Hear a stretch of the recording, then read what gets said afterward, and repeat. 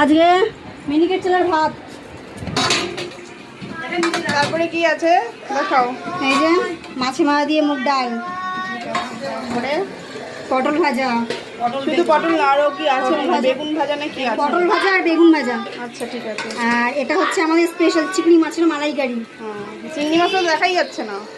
চিংড়ি মাছ কই? চিংড়ি মাছ কই? চিংড়ি মাছ লোকেরা বিশ্বাস করবে এটা চিংড়ি মাছের মালাইকারি? এই দেখো না গাইস মাছের আছে, মালাইকারি আছে। এটা আমাদের মাছের ঝোল, আলু দিয়ে।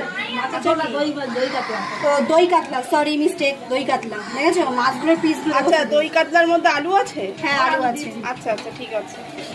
আর ওখানে আমাদের হচ্ছে মটনটা কোর্স, মানে মটনটা হচ্ছে মটন হয়ে গেছে, প্রেসারে দমে আছে। আর এই যে আমাদের চাটনি, পাঁপড়টা সময় ভেজে নেবো, আর দই মিষ্টি তো আছেই।